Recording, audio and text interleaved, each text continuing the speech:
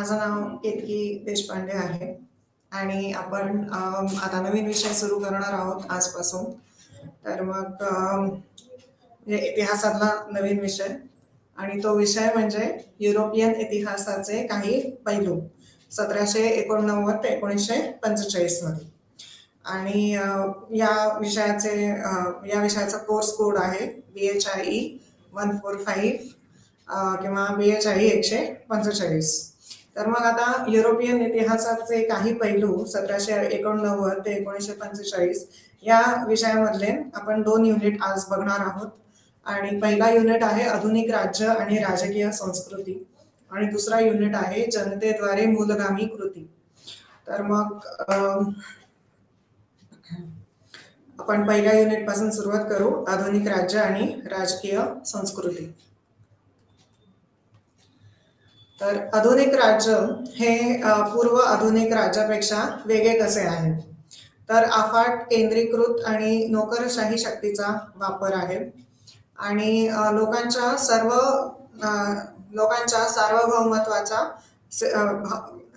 सार्वभौमत्वाच्या सिद्धांताद्वारे त्याचे नियम कायदेशीर बनवते. हे अफाट केंद्रीकृत आणि नोकरशाही शक्तीचा वापर करून लोकांच्या सार्वभौमत्वाच्या सिद्धांताद्वारे केंद्रीकृत आणि नोकरशाही याचे नियम कायदेशीर बनवते. तर अशा प्रकारे ते राज्यासाठी विशेषतः राष्ट्रवादाच्या माध्यमातून समर्थन मिळवते. राष्ट्रीयत्व हा राजकीय प्रदेशावर एक समान संस्कृती लादण्याचा एक प्रकार आहे.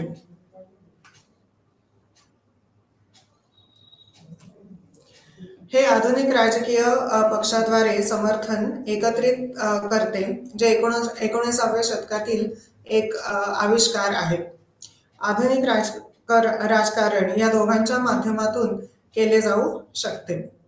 आता बहुपक्षीय प्रणाली, ज्याला प्लुरालिस्ट म्हणतात, आणि एकल पक्षीय प्रणालीला बहुधा सर्वसत्तावादी किंवा हुकुमशाही म्हटले जाते. म्हणजे एकल पक्षीय प्रणालीला सर्वसत्तावादी किंवा डिक्टेटरशिप, हुकुमशाही म्हणजे डिक्टेटरशिप म्हटले जाते. तर आधुनिक आधुनिक राजकारण या दोघांच्या माध्यमातून कोण दोनच्या माध्यमातून केले जाऊ शकते? तर ते प्लुरालिस्ट किंवा डिक्टेटरशिप, म्हणजे बहुपक्षीय प्रणाली ज्याला प्लुरालिस्ट म्हणतात, बहुपक्षीय किंवा एकल पक्षीय. तर बहुपक्षीय प्रणाली ज्याला प्लुरालिस्ट म्हणतात आणि एकल पक्षीय प्रणालीला बहुधा सर्वसत्तावादी किंवा हुकुमशाही म्हटले जाते.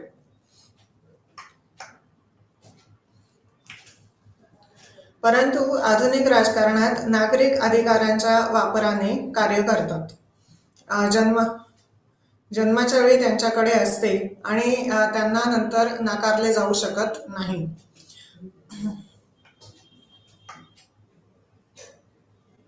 अधिकारांच्या वापराने कार्य करतात, तर मग ते जन्माच्या वेळी त्यांच्याकडे असतेच आणि त्याला नंतर नाकारले जाऊ शकत नाही. अशा प्रकारे ते राज्यापासून स्वतंत्र असलेल्या सर्व प्रकारच्या गटांमध्ये स्वतःला संघटित करतात. याला अनेकदा लोकशाही म्हटले जाते.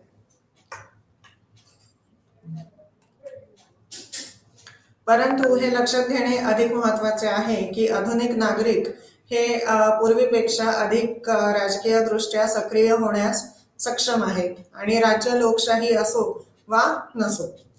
म्हणजे आधुनिक नागरिक हे पूर्वीपेक्षा अधिक राजकीय दृष्ट्या सक्रिय होण्यास सक्षम आहेत. मग त्यांना म्हणजे ते सक्षम आहेत, मग लोकशाही असो किंवा नसो. लोकशाही असली तर मग ते जास्त सक्षम होतील आणि लोकशाही नसली तर मग ते कमी सक्षम होतील. एवढंच, म्हणजे कमी सक्षम होण्याची शक्यता जास्त आहे, फक्त एवढंच. तर म्हणजे लोकशाही असायलाच पाहिजे असं काही नाहीये, पण बहुतेक वेळा लोकशाही असतेच आणि आधुनिक नागरिक हे पूर्वीपेक्षा अधिक राजकीय दृष्ट्या सक्रिय होण्यास सक्षम आहेत. म्हणजे ते सक्षम आहेत. तर आधुनिक नागरिक हे सक्षम आहेत, तर ते लोकशाही असो किंवा मग नसो, आणि जास्त करून ते सक्षम आहेत म्हणून आता लोकशाही असतेच. या लोकशाही असण्याचे बरेच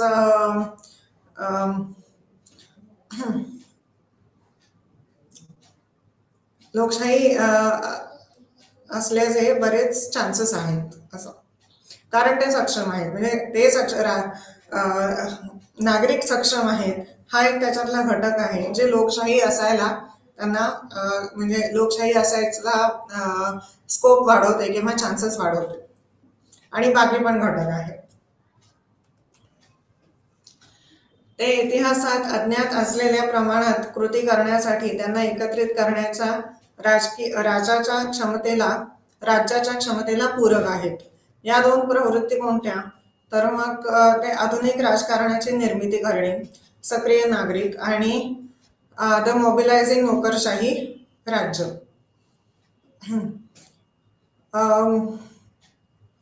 मोबिलायझिंग नोकरशाही राज्य म्हणजे आता जे नोकरशाही लोक असतात किंवा जे नोकरी करत असतात त्यांना मोबिलाइज केलं जातं, त्यांना एकत्रीकरण करून मग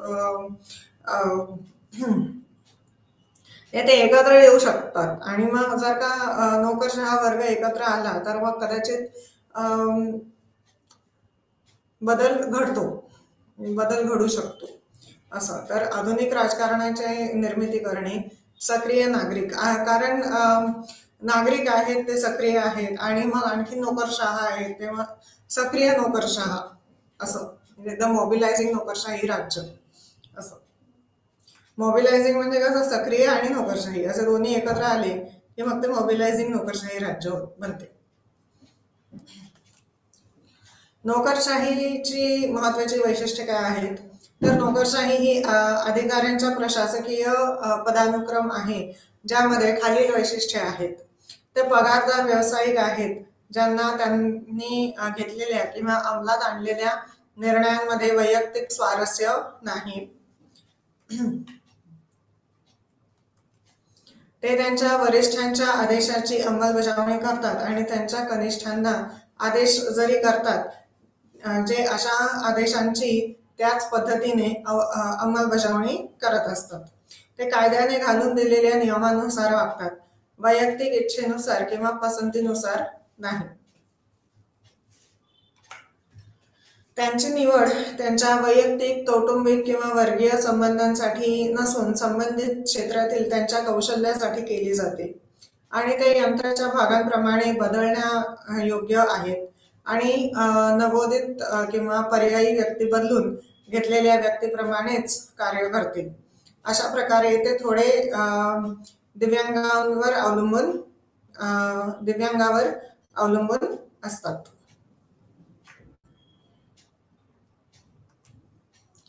हे नोकरशाहीचे मॉडेल आहे. आता आपण जी वैशिष्ट्य बघितली ते नोकरशाहीच्या मॉडेलचे वैशिष्ट्य आहेत आणि हे नोकरशाहीचे मॉडेल आहे आणि मॅक्स वेबरने अधिकृतपणे वर्णन केल्याप्रमाणे या विशिष्ट कृतीच्या पद्धतीला तर्कशुद्ध कायदेशीर म्हटले गेले आहे. तथापि सराव मॉडेलपासून लक्षणीय रित्या निघून जातो, जसे नेहमी घडले पाहिजे. परंतु हे आम्हाला आधुनिक प्रशासकीय संरचना कार्याविषयी सर्वात लक्षणीय अंतर्दृष्टी प्रदान करते. राज्याचे असोत, राजकीय पक्ष असोत, व्यावसायिक महामंडळ असोत, चर्च सारखे धार्मिक अधिकारी असोत किंवा क्लब सारख्या साध्या संघटना असोत. आधुनिक राज्याने राष्ट्रवादाला चालना देण्यासाठी शिक्षणाचा वापर केला. राज्याद्वारे नियंत्रित शिक्षण हे राज्याच्या इच्छित उद्दिष्टांना चालना देण्यासाठी एक महत्वाचे माध्यम आहे. एकरूपता निर्माण करण्याचे सर्वात शक्तिशाली साधन म्हणजे शिक्षण. म्हणून आधुनिक राज्याने राष्ट्रवादाला चालना देण्यासाठी शिक्षणाचा वापर केला.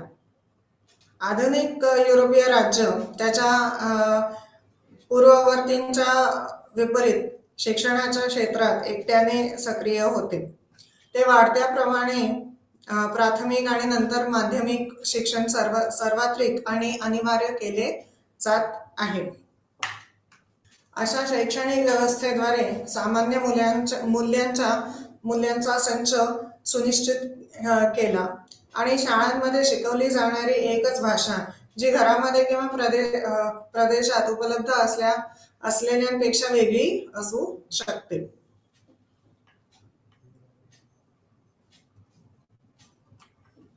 अशा प्रकारे एकच संस्कृती असलेले एकच लोक आणि एकच भाषा अशी निर्माण केली की प्रत्येक नागरिक ही इतरांची प्रतिकृती होती. अशा प्रकारे समान सांस्कृतिक कारखान्याची सर्वसामान्य उत्पादने होती.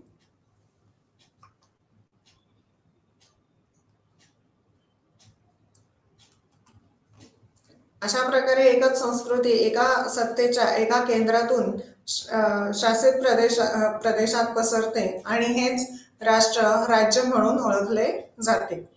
एका विशिष्ट प्रदेशातील अशा सामान्य संस्कृतीशी संबंधित असलेल्या या भावनेला राष्ट्रवाद म्हणून ओळखले जाते.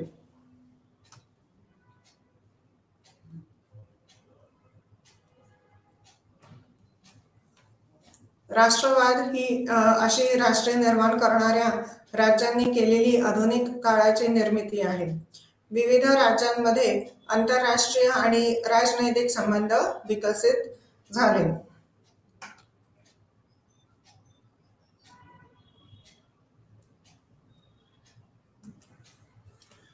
युरोप हे राज्यांच्या मालिकेने बनले आहे.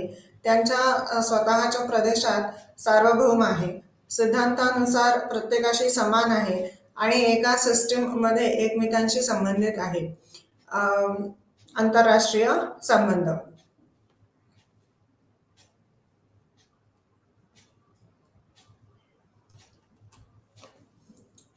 त्यामुळे युरोपमधील आधुनिक राजकारणाने आंतरराष्ट्रीय संबंधांची एक विलक्षण रचना निहित केली. तेव्हापासून ते युनिव्हर्सल मॉडेल म्हणून स्वीकारले गेले आहे.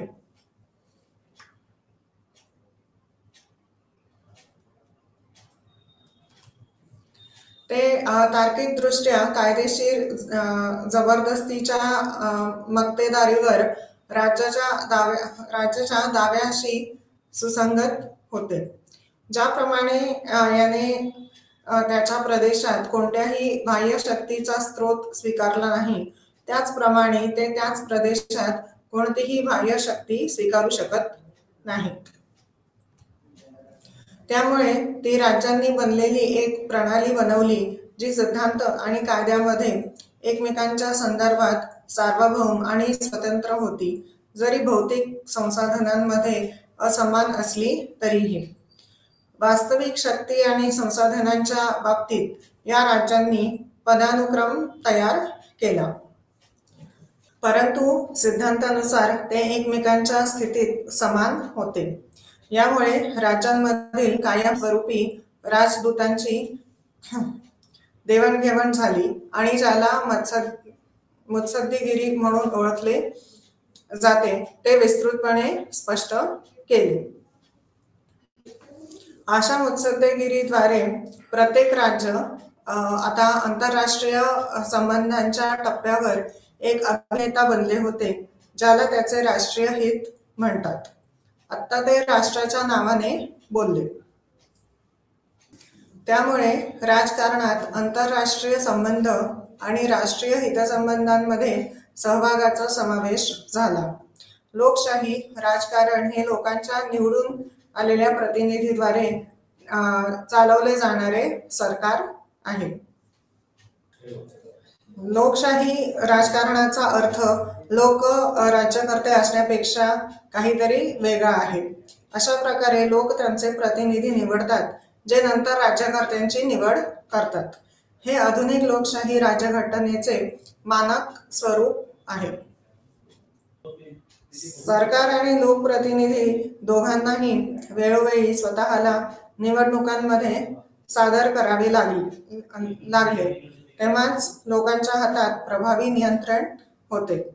हे इतर पक्ष आणि विचारसरणीचे असतील.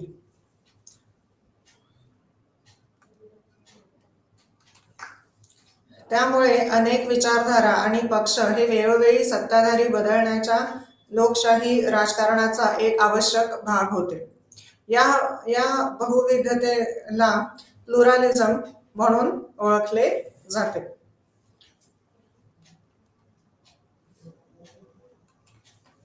तथापि निवडणुकांदरम्यान प्रतिनिधित्व आणि शासन या दोन्ही गोष्टी लोकांसाठी स्वतंत्र होत्या.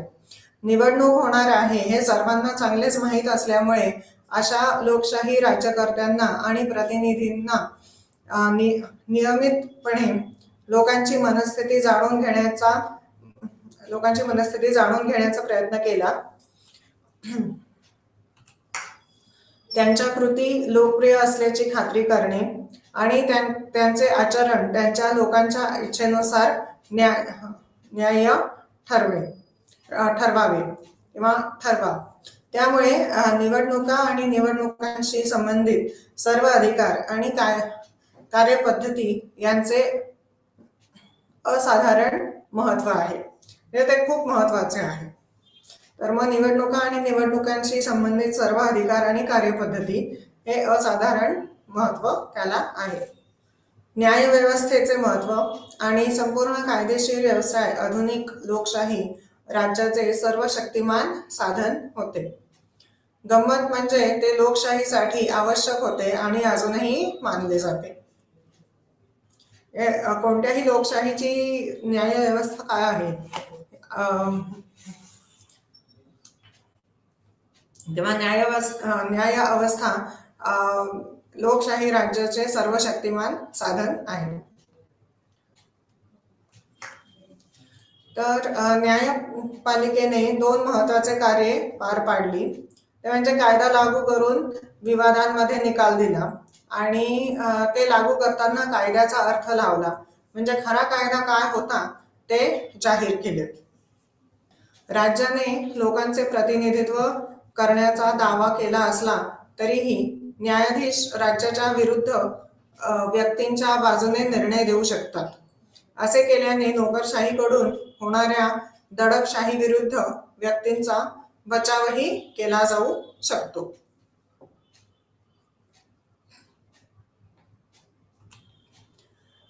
हे पहिले कारण आहे की स्वतंत्र न्यायपालिका लोकशाहीसाठी आवश्यक आहे असे मानले जाते, जरी ती कोणासाठीही निवडलेली किंवा जबाबदार नसली तरी. लोकशाहीसाठी अशी न्यायव्यवस्था का आवश्यक मानली जाते ह्याचे पुढचे कारण म्हणजे न्यायिक पुनरावलोकनाची शक्ती.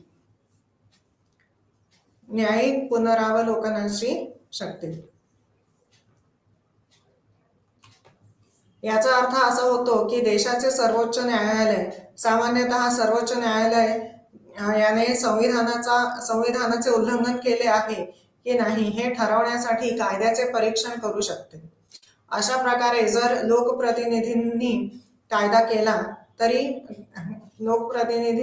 केला तर अशा सर्वोच्च न्यायालयांचे न्यायाधीश कायदा नाकारू शकतात. अशा स्वतंत्र न्यायव्यवस्थेचे अधिकार प्रचंड आहेत. काही अधिकार विधिमंडळाच्या जवळपास समान आहेत आणि त्यांचे काही अधिकार कायदेमंडळाच्या अधिकारांपेक्षा श्रेष्ठ आहेत. लोकशाहीत राजकीय पक्षांची भूमिका काय आहे तर वेगळ्या विचारसरणीसह राजकीय पक्ष हे आधुनिक राजकारणाचे एक महत्वाचे वैशिष्ट्य आहे. यामध्ये डावीकडून मध्यभागी आणि उजवीकडे बदललेल्या राजकीय विचारसरणीचा समावेश आहे आणि या ओळीतून डावीकडून उजवीकडे कुठेतरी ओळखण्यायोग्य स्थाने घेणारे राजकीय पक्ष पण आहेत.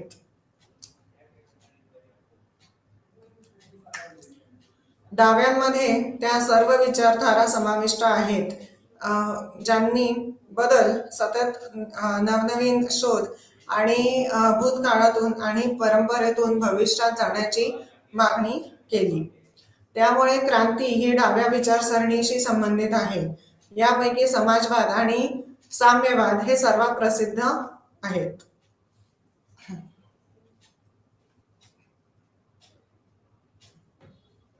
तर म्हणजे डाव्यांमध्ये त्या सर्व विचारधारा समाविष्ट आहेत ज्यांनी बदल, सतत नवीन शोध आणि भूतकाळातून आणि परंपरेतून भविष्यात जाण्याची मागणी केली. तर मग त्यामुळे क्रांती ही डाव्या विचारसरणीशी संबंधित आहे आणि यापैकी समाजवाद आणि साम्यवाद हे सर्वात प्रसिद्ध आहेत. बदलाची प्रक्रिया स्वीकारूनही केंद्र नाविन्यपूर्णतेचा दर नियंत्रित ठेवण्याचा प्रयत्न करत आहे. ते अतिरेकी भयभीत आहेत आणि क्रांतिकारक होण्यास नकार देते.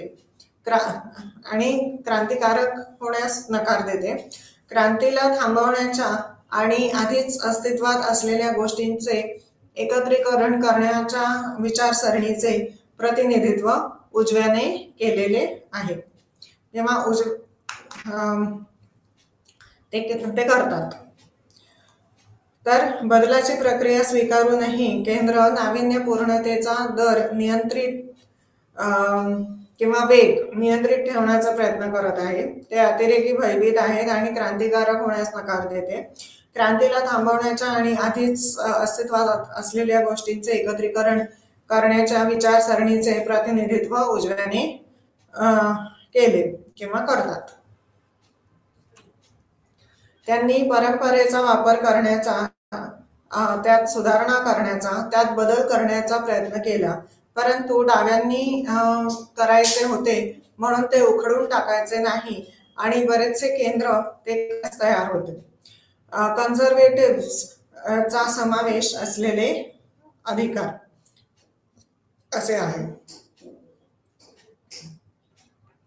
कॉन्झर्वेटिव्हचा समावेश असलेला अधिकार. कॉन्झर्वेटिव्ह म्हणजे परंपरावादी किंवा आधी जे निर्माण झालेले आहे असे.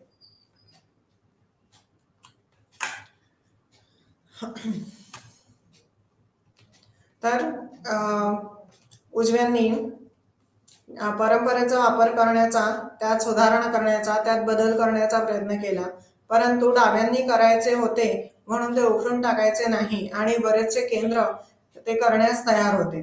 तर मग कॉन्झर्वेटिव्हचा समावेश असलेले अधिकार याच्यामध्ये येतात. आता आधुनिक राज्य आणि राजकीय संस्कृती या युनिटचे आपण महत्वाच्या संकल्पना किंवा कीवर्ड बघणार आहोत किंवा त्याच्यावर चर्चा करणार आहोत. तर पहिला आहे निरंकुशता, म्हणजे राज्यावर राज्य करण्यासाठी अमर्यादित अधिकाराचे तत्व. म्हणजे अंकुश ठेवायचा, राज्यावर राज्य करण्यासाठी अमर्यादित अधिकाराचे तत्व. अधिकाराच्या द्वारे अंकुश ठेवायचा. पुराणमतवाद, तर कोणत्याही बदलाला विरोध करण्याची वृत्ती. याला ऑर्थोडॉक्सी असं म्हटलं गेलं तरी चालेल. तर पुराणमतवाद म्हणजे कोणत्याही बदलाला विरोध करण्याची वृत्ती. मग काउंटर रेव्होल्युशन किंवा काउंटर क्रांती. तर क्रांती जी पूर्वीच्या क्रांतीने स्थापन केलेली राजकीय व्यवस्था बदलते. आधी एक क्रांती झाली आणि मग राजकीय व्यवस्था त्याच्यामुळे आली आणि मग पुन्हा एक क्रांती झाली. तर मग या दुसऱ्या क्रांतीमुळे पहिल्या क्रांतीने निर्माण केलेली राजकीय व्यवस्था बदलते. तर त्याला म्हणतात काउंटर रेव्होल्युशन. क्रांती जी पूर्वीच्या क्रांतीने स्थापन केलेले राजकीय व्यवस्था बदलते. मग फॅसिझम म्हणजे काय? तर उजव्या विचारसरणीच्या हुकुमशाहीच्या राजवटीची विचारसरणी 20व्या शतकाच्या पहिल्या सहामाहीत इटलीमधून फॅसिस्ट कल्पनांचा उगम झाला. तर म्हणजे मुसोलिनी हा फॅसिस्ट म्हणून प्रसिद्ध आहे. किंवा फॅसिझमची उत्क्रांती असं म्हटलं तरी चालेल. तर ती इटलीमध्ये झाली. मुसोलिनी आणि तेव्हा हुकुमशहा होता. उजव्या विचारसरणीच्या हुकुमशाही राजवटीची विचारसरणी 20व्या शतकाच्या पहिल्या सहामाहीत इटलीमधून फॅसिस्ट कल्पनांचा उगम झाला.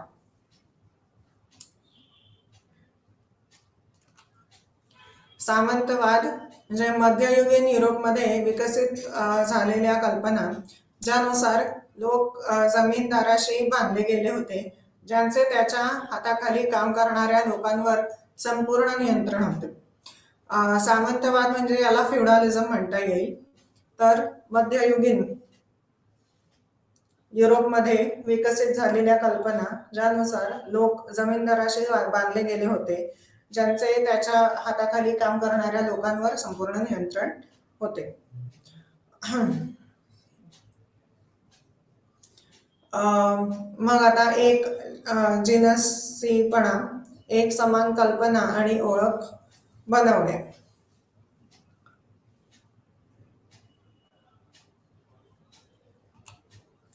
मग उदारमतवाद, कोणताही पूर्वग्रह न ठेवता मध्यम राजकीय आणि सामाजिक सुधारणांवर विश्वास ठेवणे. मग ऋणवाद, एका समाजात भिन्न राजकीय आणि धार्मिक विश्वास असलेल्या भिन्न गटांचे अस्तित्व, तर त्याला ऋणवाद असं म्हणतात. आणि ऋणवाद म्हटला गेला आहे कारण त्यांना एका समाजात राहायचे आहे आणि व्यवस्थित राहायचे आहे. एका समाजात भिन्न राजकीय आणि धार्मिक विश्वास असलेले भिन्न गटांचे अस्तित्व. मग समाजवाद, तर खाजगी मालकी रद्द करणे आणि राज्य मालकीचे तत्व, सर्वांसाठी समानता, तर त्याला समाजवाद असं म्हणतात. मग सार्वभौम म्हणजे राज्य किंवा राज्यकर्ते ज्यांना कोणत्याही बाह्य नियंत्रणाशिवाय सत्ता असते. तर सार्वभौम म्हणजे राष्ट्र, राज्य किंवा राज्यकर्ते ज्यांना कोणत्याही बाह्य नियंत्रणाशिवाय सत्ता असते. आणि समाजवाद म्हणजे खासगी मालकी रद्द करणे आणि राज्य मालकीचे तत्व, सर्वांसाठी समानता, म्हणजे समाजवाद. तर हे झाले पहिल्या युनिटच्या महत्वाच्या संकल्पना किंवा कीवर्ड. म्हणजे पहिला युनिट कोणता, तर तो आधुनिक राज्य आणि राजकीय संस्कृती. आता आपण दुसऱ्या युनिटकडे जाऊया. तर दुसरा युनिट म्हणजे कोणता, तर ते जनतेद्वारे मूलगामी कृती. तर जे जनता अशी काय म्हणतात, जनतेच्या सहनशीलते पलीकडे जेव्हा काही जाते तेव्हा मग मूलगामी कृती केली जाते जनतेकडून, असं आहे. जनतेकडून किंवा समाजाद्वारे. तर आपण बघू आता, याचा चर्चा करूया. जनतेद्वारे मूलगामी कृती आणि ते कुठे, युरोपमध्ये झाले. तर म्हणजे युरोप या खंडाबद्दल आपण बोलतोय. आणि युरोपमध्ये जनतेद्वारे मूलगामी कृती 1789 ते 1945 या काळामध्ये. तर खेडे आणि शहरातील सामान्य लोकांवर आर्थिक संकटाचा परिणाम होतो. हे स्पष्ट आहे की राज्याच्या आर्थिक अडचणींमुळे फ्रेंच क्रांतीकडे नेणारे सामाजिक आणि राजकीय संकट निर्माण झाले. क्रांतिकारी भाषा आणि विचारधारा प्रदान करण्यात तत्त्ववेत्यांची भूमिका देखील आहे. थर्ड इस्टेट हे फ्रान्सच्या नागरिकांचे प्रतिनिधित्व करणारी राष्ट्रीय असेंब्ली बनली आणि राजाच्या प्रजेचे नाही. थर्ड इस्टेट हे फ्रान्सच्या नागरिकांचे प्रतिनिधित्व करणारी राष्ट्रीय असेंब्ली बनली आणि राजाच्या प्रजेची नाही. म्हणजे नागरिकांना स्वतःचे अस्तित्व मिळाले, ती राजाची प्रजा नाही राहिली. तर थर्ड इस्टेट हे फ्रान्सच्या नागरिकांचे प्रतिनिधित्व करणारी राष्ट्रीय असेंब्ली बनली आणि राजाच्या प्रजेचे नाही. याने निरपेक्ष राज्याच्या सामंती संरचनेची जागा घेण्यासाठी कायदेशीरपणाची नवीन तत्वे स्थापित केली. कायदेशीरपणाची तत्वे क्रांतीच्या स्वरूपातील बदलासह बदलत राहिली. तर क्रांतिकारी राजकारणाने राजकीय पक्षांना आणि राजकीय विचारसरणीला जन्म दिला. आता आपण शेतकऱ्याच्या प्रमुख आर्थिक तक्रारी पाहणार आहोत. अफवा आणि अटकळ, विशेषतः लाईव्हली पॅम्फलेटमुळे म्हणजे र्युमर्स आणि इनसिक्युरिटी. अफवा आणि अटकळ, विशेषतः लाईव्हली पॅम्फलेटमुळे भडकलेली भीती आणि राग. लाईव्हली पॅम्फलेट म्हणजे आपण म्हणतो ना की चित्र 1000 शब्द बोलतं. तर तेव्हा त्या काळामध्ये पॅम्फलेटवर चित्र वगैरे असतील कदाचित, आणि ते लाईव्हली पॅम्फलेटमुळे भडकलेली भीती आणि राग. ग्रामीण भागात शेतकऱ्यांनी राज्यकर आकारणी आणि दशमांशाच्या कठोर ओझ्याबद्दल प्रतिक्रिया दिली. राज्यकर आकारणी आणि दशमांशाच्या कठोर ओझ्याबद्दल प्रतिक्रिया दिली. ग्रामीण भागात फ्रान्सच्या त्यांचा राग बुजुर्वा एजंट्सच्या विरोधातही होता. म्हणजे बुजुर्वा एजंट्स हे कोण? ज्यांनी जंगलांमध्ये सामान्य चराईच्या हक्कांविरुद्ध नियम केले आणि सामान्य जमिनींना धोका निर्माण केला. तर हे बुजुर्वा म्हणजे शेतकऱ्यांना, एखादी व्यक्ती शेतकरी असतो तर मग ते त्याच्याकडे गायी वगैरे पण असतात ज्यांना जंगलांमध्ये चरायला नेण्यासाठी. म्हणजे तर त्यांचा राग बुजुर्वा एजंट्सच्या विरोधातही होता, ज्यांनी जंगलांमध्ये सामान्य चराईच्या हक्कांविरुद्ध नियम केले आणि सामान्य जमिनींना धोका निर्माण केला. सामान्य जमीन म्हणजे राज्याची जमीन, ज्या जमिनीवर सगळ्यांचा हक्क आहे असा. तर सामान्य जमिनींना धोका निर्माण केला. अशा प्रकारे आर्थिक संकट आणि राजकीय हालचालींच्या प्रभावाखाली शेतकरी चळवळ विकसित झाली. आर्थिक संकट आणि राजकीय हालचालींच्या प्रभावाखाली शेतकरी चळवळ विकसित झाली. याने जॉर्जेस लेफेव्रे यांनी असा निष्कर्ष काढला, म्हणजे या चळवळी किंवा शेतकरी चळवळ विकसित झाली आणि या चळवळीबद्दल जॉर्जेस लेफेव्रे यांनी असा निष्कर्ष काढला की शेतकरी क्रांती दोन्ही होती. तर मध्ये दोन्ही म्हणजे काय होती? तर विरोधी अतिरिक्त सेन्युरियल शोषणाच्या विरोधात, जे पारंपरिक जमीनदारांकडून आहे, आणि भांडवल विरोधी अतिरिक्त सेन्युरियल शोषणाच्या विरोधात, जे पारंपरिक जमीनदारांकडून आहे, आणि भांडवल विरोधी नवीन जमीनदारांद्वारे सामायिक जमिनीच्या विनियोगाच्या विरोधात.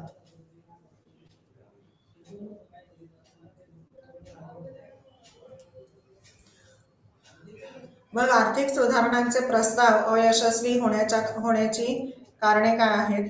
तर फ्रान्सला राष्ट्रीय दिवाळखोरीचा सामना करावा लागला, कारण सरकारी खर्चात कपात करण्यात अयशस्वी ठरली. मग दोषपूर्ण कर प्रणाली, दोषपूर्ण टॅक्सेशन किंवा कर प्रणाली आणि राजशिष्टाचार इत्यादी आर्थिक सवलत, म्हणजे राजशिष्टाचार, आर्थिक सवलत वगैरे. तर फ्रान्सला राष्ट्रीय दिवाळखोरीचा सामना करावा लागला कारण सरकारी खर्चात कपात करण्यात अयशस्वी ठरली होती, दोषपूर्ण कर प्रणाली आणि राजशिष्टाचार इत्यादी आर्थिक सवलत वगैरे.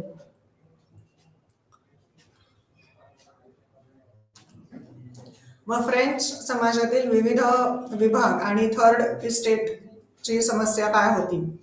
तर अभिजातता आणि केंद्रीकृत निरंकुशता यांच्यातील संघर्षाचे रूपांतर लवकरच विशेष अधिकार प्राप्त आणि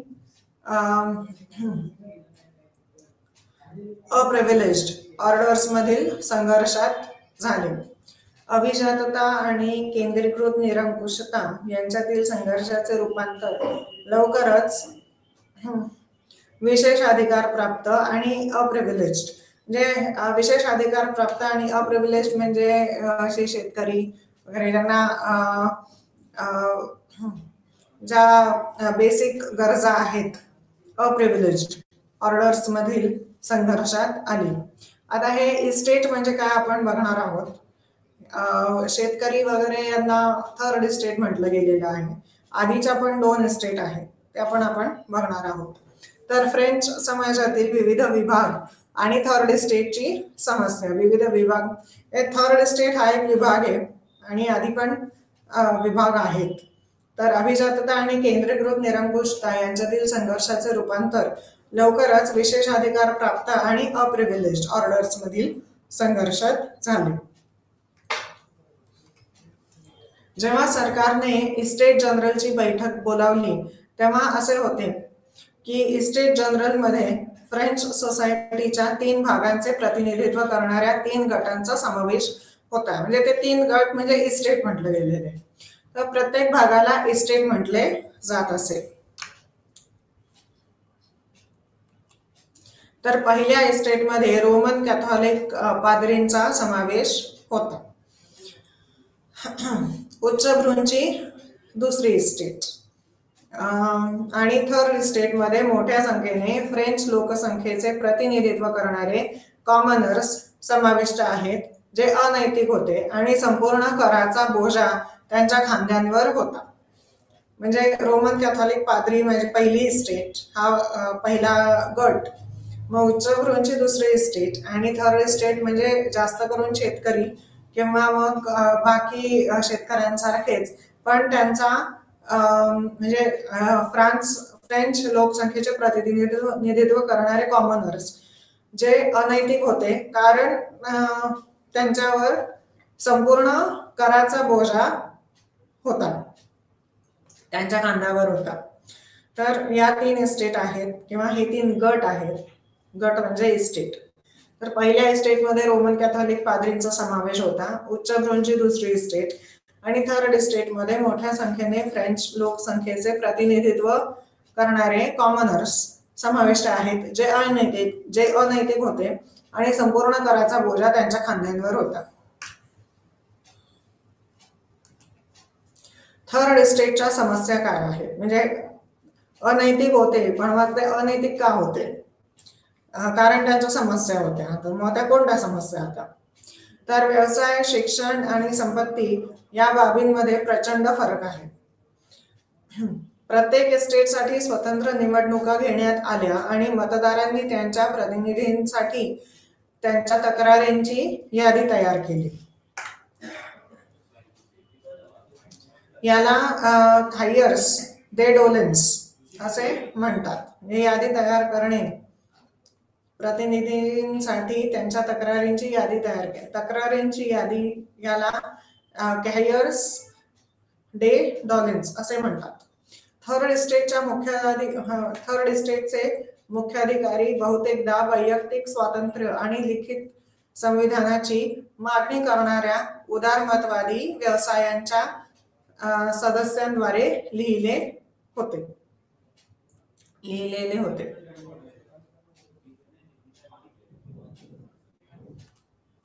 त्यांना ही पाहण्याची इच्छा होती.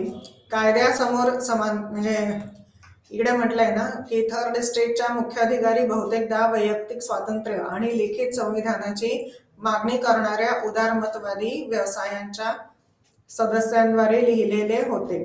हे थर्ड इस्टेट हे जमीनदाराला बांधले गेलेले होते आणि म्हणून मग वैयक्तिक स्वातंत्र्य आणि लिखित संविधानाची मागणी ते करणार. कारण जमीनदाराला बांधले गेले होते, वैयक्तिक स्वातंत्र्य इकडे कुठेही नव्हते, कारण त्यांचा म्हणजे जमीनदारांचा त्यांच्या शेतकऱ्यांवर पूर्णपणे अंकुश होता. तर थर्ड इस्टेटचे मुख्य अधिकारी बहुतेकदा वैयक्तिक स्वातंत्र्य आणि लिखित संविधानाची मागणी करणाऱ्या उदारमतवादी व्यवसायांच्या सदस्यांद्वारे लिहिलेले होते. त्यांनाही पाहण्याची इच्छा होती. कोणाला? एक तर थर्ड एस्टेट आणि उदारमतवादी व्यवसायांना सुद्धा पाहण्याची इच्छा होती. कायद्यासमोर समानता, सर्व वर्गांद्वारे करांची वाटणी, हे फक्त थर्ड एस्टेटने किंवा शेतकरी वर्ग किंवा कॉमनर्स, साधारण म्हणजे फ्रेंच जनता जी होती, ज्यांच्यावर पूर्ण कराचा बोजा होता, तर मध्ये सर्व वर्गांद्वारे कराची वाटणी अशी पाहण्याची इच्छा होती. आणि आता आपण म्हणजे कायद्यासमोर समानता, रोमन कॅथॉलिक पादरी आणि उच्चभ्रू लोक म्हणजे कायद्यासमोर समानता म्हणजे तिन्ही वर्ग समान असं कायद्यासमोर समानता. आणि जेव्हा आपण जेव्हा थर्ड स्टेट वैयक्तिक स्वातंत्र्याची मागणी करतात तेव्हा कायद्यासमोर समानता आणि सर्व वर्गांद्वारे कराची वाटणी हे स्वाभाविक आहे त्यांना बघण्याची इच्छा असायला. तर आता आपण फ्रेंच क्रांतीमध्ये फ्रेंच तत्ववेत्यांची भूमिका पाहणार आहोत. तत्वज्ञानी म्हणतो आपण तसं. तर लोकांच्या आणि सामान्यांच्या सार्वभौमत्वाच्या रुसोच्या संकल्पनेमुळे नेत्यांना असे वाटले की संपूर्ण समाजाने स्वतःचे हित ठरवावे. हे फक्त कॉमनर्सनेच किंवा सर्वात खालचा वर्ग जो आहे त्यांनीच राज्याचे किंवा फ्रान्सचे हित ठरवावे असं म्हणजे सगळ्यांनी हित ठरवावे. प्रत्येकाचा देश असतो तो, तर प्रत्येकाचं राज्य असतं. प्रत्येकाचं राज्य असतं म्हणण्यापेक्षा प्रत्येकाचाच देश असतो. तर लोकांच्या आणि सामान्यांच्या सार्वभौमत्वाच्या रुसोच्या संकल्पनेमुळे नेत्यांना असे वाटले की संपूर्ण समाजाने स्वतःचे हित ठरवावे. या कल्पनांचा प्रसार राजकीय चर्चा, क्लब, मॅसॉनिक लॉज आणि लोकप्रिय चळवळींशी संबंध जोडणाऱ्या शैक्षणिक संस्थांद्वारे करण्यात आला. मॅसॉनिक लॉज म्हणजे मॅसन असतं, म्हणजे असं एक मोठं घर किंवा किल्ला किंवा कॅसल असं म्हणता येईल. तर मॅसॉनिक लॉज म्हणजे ते जेव्हा भरपूर रूम्स वगैरे असतात. तर या कल्पनांचा प्रसार राजकीय चर्चा, क्लब, मॅसॉनिक लॉज असं आणि लोकप्रिय चळवळींशी संबंध जोडणाऱ्या शैक्षणिक संस्थांद्वारे करण्यात आला. साधारणपणे म्हणजे राज्यांचे किंवा राजघराण्याशी संबंधित असलेले लोक जे असतात त्यांचे राहण्याचे ठिकाण किंवा राहण्याचे घर म्हणजे त्याला मॅसन असं म्हटलं जातं. आणि मॅसॉनिक लॉज म्हणजे अशा लोकांना व्यावसायिक भेटत असतील त्यांच्या घरीच आणि एक ठिकाण ठरलेलं असेल घरामध्ये कोणत्या रूम मध्ये वगैरे, तर म्हणून ते मॅसॉनिक लॉज असं म्हटलं गेलंय. या कल्पनांचा प्रसार राजकीय चर्चा, क्लब, मॅसॉनिक लॉज आणि लोकप्रिय चळवळींशी संबंध जोडणाऱ्या शैक्षणिक संस्थांद्वारे करण्यात आला. उच्चभ्रू लोकांपर्यंत प्रबोधनाच्या कल्पनांचा प्रसार हा एक महत्वाचा टप्पा होता. पण सलून आणि क्लबची भूमिकाही तितकीच महत्वाची होती. सलून हे श्रीमंत शहरी उच्चभ्रू लोकांच्या सुंदर ड्रॉइंग रूम्स होत्या. ड्रॉइंग रूम म्हणजे हॉल असं म्हणता येईल. सलून हे श्रीमंत शहरी उच्चभ्रू लोकांच्या सुंदर ड्रॉइंग रूम्स होत्या. सलून मध्ये तत्ववेत्ते आणि पाहुणे जमले आणि अनेकदा नवीन कल्पनांवर केंद्रित असलेल्या शैक्षणिक आणि बौद्धिक संभाषणांमध्ये गुंतलेले. क्रांती सलून आणि क्लबच्या प्रारंभी रॅलिंग पॉइंट बनले. ते सुधारणेचे रॅलिंग पॉइंट बनले. सारखे लोकप्रतिनिधी म्हणजे सुधारणेचे रॅलिंग पॉइंट लोकप्रतिनिधी बनले आणि हे ते नावं आहेत किंवा फिलॉसॉफर्स, तत्व सांगणारे वगैरे असं. तर ते मिराबेऊ, बानर्वे, रॉबस्पियर, पेटन, डुपॉर्ट आणि सेल्स हे मुख्य रॅलिंग पॉइंटचे लोकप्रतिनिधी करणारे तत्ववत्ते बनले. प्राचीन राजवटीच्या उच्चाटनानंतर कायदेशीरपणाची नवीन तत्वे काय आहेत तर संरचनाशाही विशेषाधिकारांचे उच्चाटन, समानता आणि न्यायी स्थापना आणि मनुष्याच्या हक्कांची घोषणा. म्हणजे समानता आणि न्यायाची स्थापना म्हणजे इक्वालिटी आणि न्यायाची स्थापना कॉन्स्टिट्युशनलिझम आणि मनुष्याच्या हक्कांची घोषणा हे लिबर्टी असं म्हटलं गेलं. फ्रेंच क्रांतीचे तीन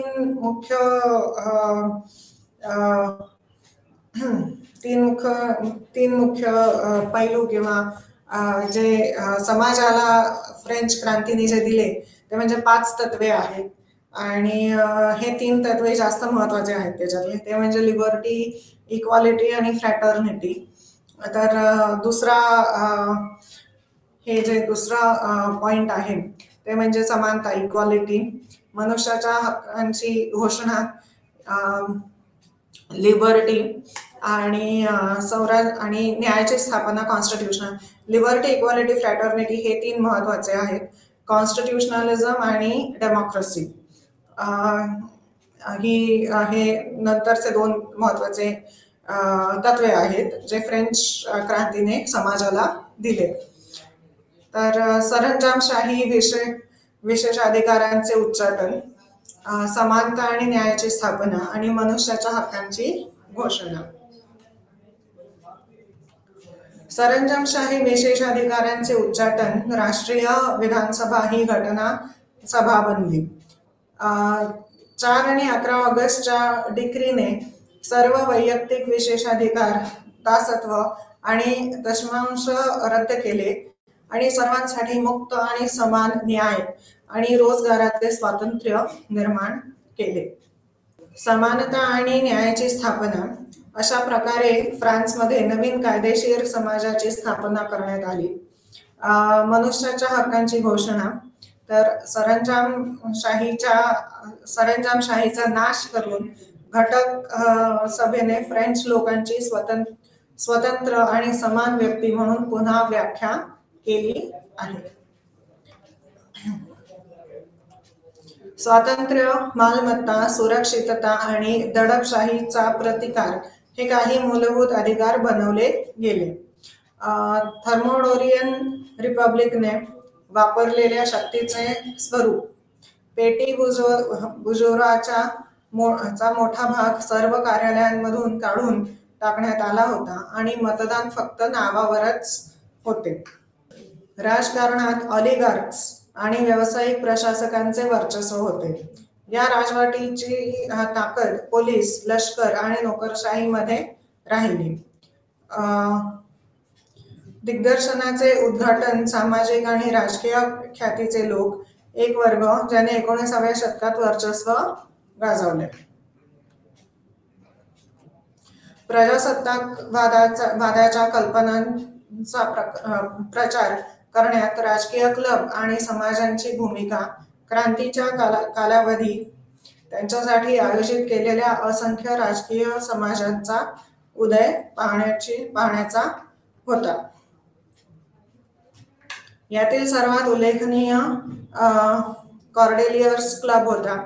सीन ओलांडून कॉर्डेलियर मठाचा त्याग केल्यावर त्याला असे बोलवण्यात आले जेथे त्याची सभा झाली. सॅन कुलोट्स क्रियाकलापांशी जवळचा संपर्क ठेवला. लष्करी कल्पना असलेले प्रवासी आणि थेट रिपब्लिकन लोकशाहीवर विश्वास असलेले छोटे मालमत्ता मालक होते. कार्डोलियस क्लब पॅरिसच्या जमावाला अत्यंत प्रभावी राजकीय शक्तीमध्ये सामील करण्यात आणि प्रशिक्षण देण्यात झाला. जॅकोबिन क्लबची उत्पत्ती क्रांतीच्या अगदी सुरुवातीलाच झाली. प्रथम ते संयमी होते आणि घटनात्मक आणि शिक्षित घटकांसाठी बैठकीचे ठिकाण देऊ केले, परंतु क्रांतीच्या प्रगतीमुळे ते अधिकाधिक मूलगामी होत गेली. जॅकोबिन क्लब एक मजबूत नेटवर्कसह संपूर्ण फ्रान्समध्ये शाखा तयार करणे सुरू केले आणि हे क्लब रिपब्लिकन वादाचे केंद्र बनले. जॅकोबिन क्लब फायलेंट पक्षाच्या मुख्य कल्पना काय आहेत, तर त्यांनी राजघटनेला अधिक अनुकूल बनवण्याचा प्रयत्न केला. मॉडरेट्स ग्रुप होते, त्यांना राष्ट्रासोबत राजेशाही समेट करण्याची इच्छा होती. गिरोंडेन्स आणि मॉन्टागार्ड्स यांच्यातील प्रतिस्पर्ध्याचे प्रमुख घटक. मॉन्टागार्ड्स चा निम्न मध्यम वर्ग आणि मेनू लोकांमध्ये सामाजिक आधार असताना गिरांडेन्सला वरचा बुजुर्गाचा प्रतिनिधित्व करणारा संपत्तीचा पक्ष म्हणून पाहिले जाते. मॉन्टागार्ड्सने जनसामान्यांच्या गरजा लक्षात घेऊन धोरणे स्वीकारली आणि लोकप्रिय समर्थन मिळवण्यास आणि लोकांच्या मागण्या पूर्ण करणारी धोरणे स्वीकारण्यास मागे पुढे पाहिले नाही. गिरोंडेन्स आणि मॉन्टागार्ड्स यांच्यातील राजकीय संघर्षाने अधिवेशन उधळून लावले. हे पॅरिसियन जमावाच्या आक्रमणाने गिरोंडेनला बाहेर काढेपर्यंत टिकले. या संघर्षाचे स्वरूप हे सामाजिक आणि आर्थिक वर्ग संघर्षाचे प्रतिबिंब असू शकते. तर radical action by the mass keywords किंवा महत्वाच्या संकल्पना दुसऱ्या युनिटच्या. प्राचीन राजवट 1790च्या दशकात जीवन आणि शासनाच्या मार्गासाठी फ्रान्समध्ये शोधलेला एक टर्म जो 1789 मधील क्रांतीने नष्ट झाला. कॅशियर्स किंवा कॅहियर्स 1789 मध्ये इस्टेट जनरलच्या निवडणुकीच्या वेळी 3 इस्टेट्स किंवा ऑर्डर्स पैकी प्रत्येकाने काढलेल्या तक्रारींच्या याद्या. मग जे फ्रान्समधून स्थलांतरित झाले होते आणि क्रांती दडपण्यासाठी परकीय शक्तींवर प्रभाव टाकण्याचा प्रयत्न करत होते. इस्टेट्स 3 सामाजिक आदेशांपैकी एक ज्यामध्ये फ्रान्सची विभागणी करण्यात आली होती ते पाद्री, उच्चभ्रू आणि सामान्य लोक होते.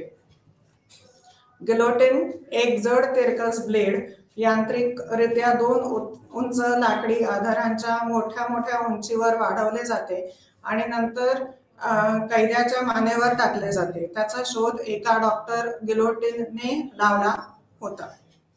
त्याचे वजन आणि उंची ज्यावरून ते खाली टाकले होते त्यामुळे ते कार्यक्षमतेने मानेवरून कापले गेले आणि जल्लादाचे श्रम देखील कमी केले.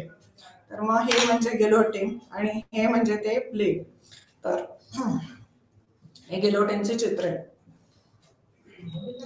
मग मेनू पीपल म्हणजे सामान्य लोक आणि संसद म्हणजे प्रादेशिक न्याय व्यवस्थापित करण्यासाठी निवडलेल्या शहरांमध्ये सार्वभौम कायदा न्यायालय तयार केले गेले. दशमांश चर्चने गोळा केलेला कर जो गहू, राई, बार्ली आणि ओट्स यांसारख्या प्रमुख पिकांवर लावला जात असे. तर आपण पुन्हा भेटूया. धन्यवाद.